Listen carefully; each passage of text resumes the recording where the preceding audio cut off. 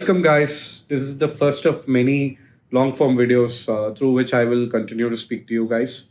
Well, when I conceived this channel, the idea was to talk to people of different kinds, ranging from people who are able to better manage their money and learn from their hacks and their frameworks of how they manage their money, to the point on the other side of the spectrum, we will talk to people who have terrible control over their money. So you'll have learnings and you'll have lessons from people from both sides. So through these conversations, I want to ensure that I learn enough about money management, and in the process, I can also ensure that you guys also take away something from this. That's the whole point of it.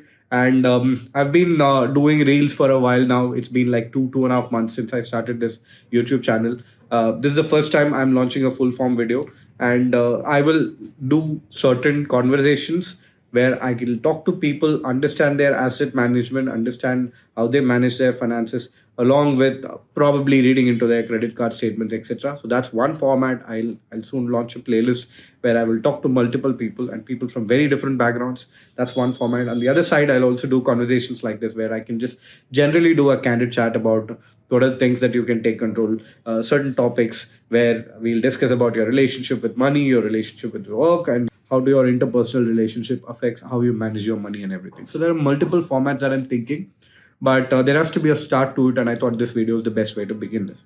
So 2024, this video is very simple. The purpose is how do we do very atomic changes in 2024 so that throughout the course of the year we'll have better control over our finances. If you are able to follow the tips and hacks from this video, then I can rest assure you guys that 2024 will be better in terms of money management compared to 2023. So let me discuss a few things which are very basic and absolutely easy to follow in 2024. The first one being tracking your expenses. Regardless of whether you spend 10 rupees or 10 lakhs, whether you spend on a candy or a car, ensure that you track your expenses. The best way to do it is as soon as the expense is done, you record it. This takes 20 to 25 seconds to record it. And when you're recording it, ensure the date when you're making the transaction, what is the exact amount, and where you're making, which account it is coming from, and what category of expense it is. This way, you will be able to tell exactly how much you've spent on food, how much you've spent on travel, how much you've spent on healthcare, and so on and so forth. And why is it important? There's a saying in English which basically goes by, you can't fix what you can't measure. So it's as simple as that. If you're not getting a sense of how much you're spending in each one of the category, you don't know where the majority leakage is. This is exactly why you need to do this. There are enough apps in the market which allows you to do the tracking. Sometimes your number of expenditures in a given day will be 5, and in some cases, especially when you're traveling, the number of expenditures will be 15. If you're not able to spend time immediately after the expenditure because you're in a rush, then at the end of the day, you can sit down and ensure that you're tracking this. One of the most common apps that people use is Splitwise. I specifically use Spendy. Each person will have their own choice and preferences, their own convenience. So pick an app of your choice and ensure that you're tracking your expenditure. It's very, very important to ensure how much you're spending in what category every month and every year as well. And the second thing is ensuring how you use your credit card. There's a saying about credit card, which is credit card is an instrument that allows you to buy the stuff that you do not need with the money that you have not earned. Well, there is truth and lie to it. If you ask me, credit card is an instrument which is sort of like a double-edged sword. So basically, it is a very good instrument in the hands of a right person. And who's a right person to use credit card? Someone who can completely leverage the 40-day free credit that the bank offers you through a credit card. As simple as that. And if you're a salaried person, and which majority of you are, ensure that your money earns for you right from the day when it hits your checking account. It's as simple as that. Your salary comes on the 31st of every month. The moment the salary hits your bank account, ensure that the money is going and sitting into a fixed deposit and earning you money from the point it gets into your bank account. So what happens for my expenditure? You can ask, okay, I put all my money into a savings account and it starts earning interest. How will I start spending? That's when your credit card comes handy. Fundamentally, debit card as an instrument is so useless, especially someone who knows to use a credit card. Bank is giving you 40-day free credit through a credit card. You can completely leverage that instrument. So your salary comes to your salary account, it goes into a fixed deposit account, it starts earning interest. So your expenditure are managed by credit card. And after the 40 days, when the bill gets generated, you can use the money from your savings account to pay the credit card back, so that the credit card goes to zero and then the cycle starts again. This is how you run a credit card. Especially when you're looking at big spends, ensure that you do not put anything on EMI on credit card. This is the most mistake that people make. It's as simple as that. There's nothing called a no cost EMI. You're secretly charging interest money. So when you're trying to buy something on a credit card, ensure that you have the money, or you will get the money at the end of the current billing period, so that your credit card goes back to zero. Never ever your credit card can start with minus values. It's as simple as that. And the third thing is, your first expenditure should be your savings and investments. So when your salary hits the account, say you're earning 50,000 rupee, the moment your salary hits your account, at least a 30% of it should go to your savings, and that should be your first expenditure. So if you're at 50,000 rupees monthly salary, take 15,000, put it in a fixed deposit, put it in equity, mutual fund, whichever that you understand best. And the remaining 35% is the money that you have for your monthly expenditure. And when you're putting it away, ensure that it is quite away from the reach. For example, I do fixed deposits, and the fixed deposit account is such, I made it in a way such that I cannot access it through phone banking or internet banking. If I have to liquidate that money, I have to go to the bank, and going to the bank is a bigger hustle. So that itself will create a friction that I won't even think about that money. So what I have is the remaining 70% of the money that I can spend on for my monthly expenditures. So if you're a person earning 50,000 rupees and your 15,000 is kept away for savings and investments, then you're mentally prepared that your salary is actually 35,000. So ensure that the first expenditure is always something that goes into savings or investments. And the fourth thing is traveling with loans. There are enough products that have come in the market that allows you to take a small loan in order to travel, like a 50,000 loan and can go up to 5 lakh loan, right? And see, travel is a very leisure activity that is purely discretionary in nature. Now, what I mean by that is that only when you have money to spend, you should travel. Now, one can ask, okay, the whole point of life is to get experiences, is to accumulate memories. But if I'm not allowed to travel, what's the point of life? I agree with that. But when you're taking loans to travel, trust me, that's the last thing that you will achieve is financial independence. So then, how do I travel? What is the hack to travel? Say, for example, if you have a foreign trip that you're eyeing to go for a long time, ensure that you completely project the trip expenditure, including your flights, accommodations, local travel, transfers, food, everything. And you will get a certain amount of money. Now start saving that money from today. Every month you keep aside a very small segment of that money. At one point in time, exactly what the amount is required, you will achieve 80%. And that's when you need to start booking your flights, accommodation, and everything. Now you can ask, if I book it today, then flights will be cheaper, hotels will be cheaper, and everything. But if you book it now, you do not have the cash on your hand, which means you will use credit cards, which means during the time the credit card will charge you interest. So by the time you book, when you're at 80% of your money required for the travel and you book now, the interest that you pay to the credit card is will actually be equal to the additional amount that the flights will be available or the hotels will be available at that point in time. So there's not much of a difference.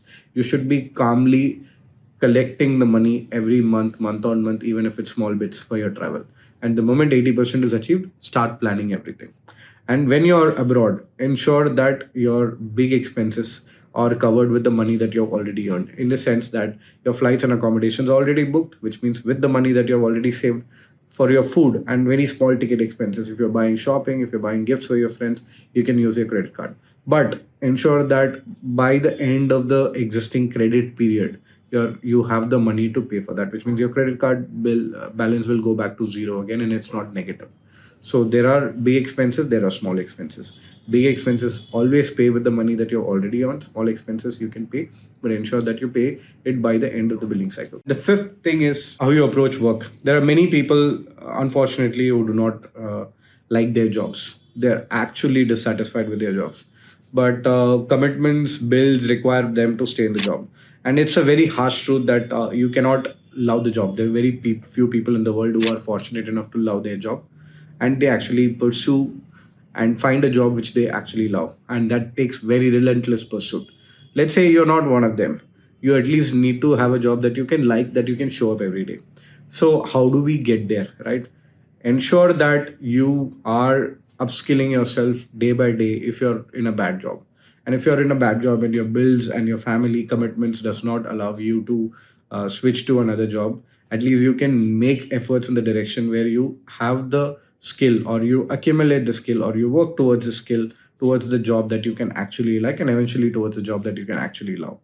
So, how do I actually make the jump? There's something called emergency corpus. That say if you leave the job, and many of us live paycheck to paycheck. That means if you're not paid salary for 3 months, most of us will be on the streets. That's the reality of our life.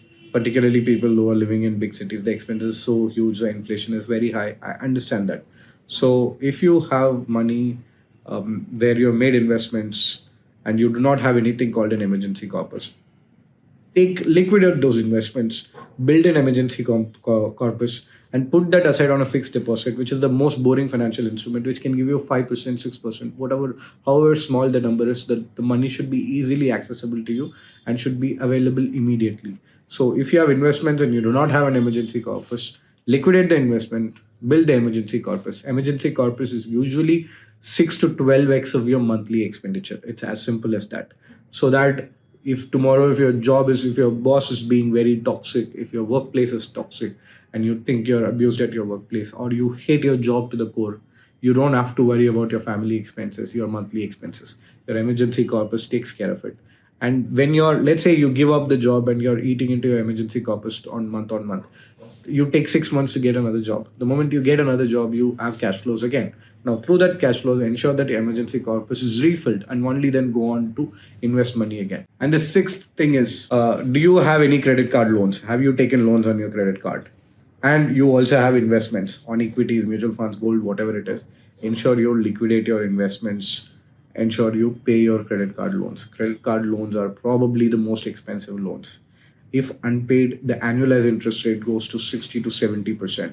So please take any money that is available at your disposal and pay off your credit card debt.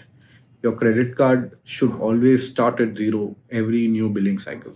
That's the most important thing. The seventh thing is people's approach towards retirement and people's approach towards building a corpus. I have a lot of friends, very successful friends, earning very high money, and once in a while I meet them and I have the chat. Like, they're earning very well. Probably they have a good enough corpus, but they hate the job. They hate their bosses and everything. So I ask them, like, why do you stick around for the job? They say that, I don't have a way out, or I've never really thought about an exit. But if you think about it, these people desperately want to run away from the jobs. And when you look at their corpus is good enough. So how do we know that the corpus is good enough that I can actually take a retirement, take an early retirement? Or when I say retirement, I just quit the job and work on anything that is of my interest and not worry about cash flows. Even if the work doesn't give me any sort of money, I'm okay, and my expenses are taken care of. It's as simple as that. Understand your monthly expenditure, which is why the first point that I mentioned is very, very important. Understand how much you spend on each category so you collectively know what is the monthly expenditure. Now, the monthly expenditure into 12 will give you annual expenditure. Annual expenditure into 25 is the minimum amount of corpus that you need. Let's do the math. For example, if your monthly expenditure is 2 lakhs, your annual expenditure is 24 lakhs. Now, 24 lakhs into 25 will approximately come to 6 crores. So, if you have a 6 crore corpus at your disposal, stashed between different assets, equity, mutual fund, gold, real estate, etc., then that will give you enough cash flows to take care of your monthly expenditures, which means you do not have to depend on your job to generate cash flows to take care of your monthly expenditure. And in this situation, let's say if you have a corpus good enough to generate your monthly expenditure, you do not have a reason to stay in a bad job, in a job that you hate. And many people, trust me, people who are extremely brilliant and intelligent do not understand this fact. So there's no relationship between intelligence and self-awareness. These people are very low on self-awareness, but they are extremely high on intelligence, which means they do not know what they want out of a job. You can quit your job, you can quit your toxic job and spend time with your families, travel, or write the book that you always wanted to write, or run a podcast show that you always wanted to do. So all of this is available at your disposal, and your lifestyle will not change even a bit. So ensure that your corpus is being calculated. And when you're calculating corpus, please factor in everything from kids' education to kids' marriage to your luxury yacht trip to everything that you wanted to do. and through that you can calculate your expenditure, and there are enough tools in the market. I'll probably add some links in the description on how to calculate your corpus. And when you're calculating your corpus, ensure that you make very generous assumptions and give enough delta so that you don't run out of your money. The final most important thing is to learn about different assets and how different assets work. In my case, as I told you earlier, that in this channel I don't give stock tips, I don't give mutual fund tips, because it's simply not my area of expertise. There are people who are experts who have dedicated a good part of their life to understand about how these functions, how these dynamics, and I'm better off by giving my money to them to take them and trust them with their decisions, because on any given day I won't do a better job compared to those people. So if you're one of the person who is like me, then you should keep the money with the experts and let them make their decisions on your money. And you need to trust, and this just trust doesn't come very easily. You need to work with them. But if you are a person who's interested in this, if understanding about stocks, understanding about how stock movements happen, how fundamentally companies work, how does management affect company stock performance, how does profit and loss, if you are able to go deep dive into this, then you should spend enough time. There are enough YouTube channels, there are enough resources available on the internet to educate yourself.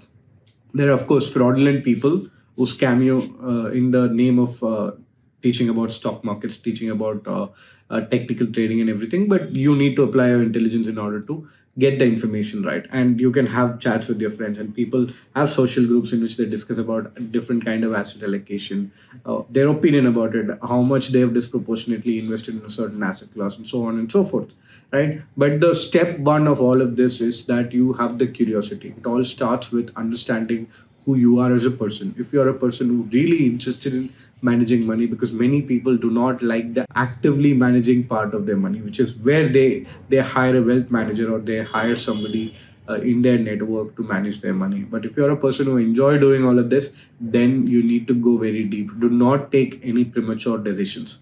There are so many times that people chase the extra 3-4% returns that they make in stock markets and lose the entire corpus. It's your hard-earned money.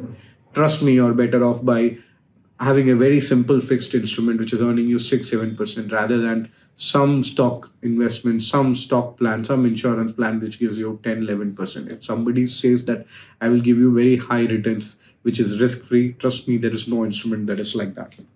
You always have to look at it with caution.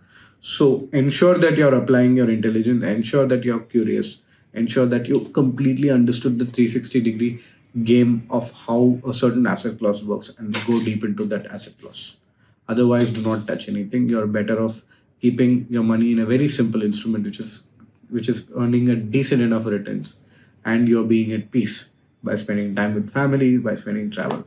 So that's it. We have come to the end of it. We have discussed different aspects of very minute atomic change in habits in 2024, so that 2024 turns out to be a wonderful year in terms of money management for you guys compared to 2023 or any other years before.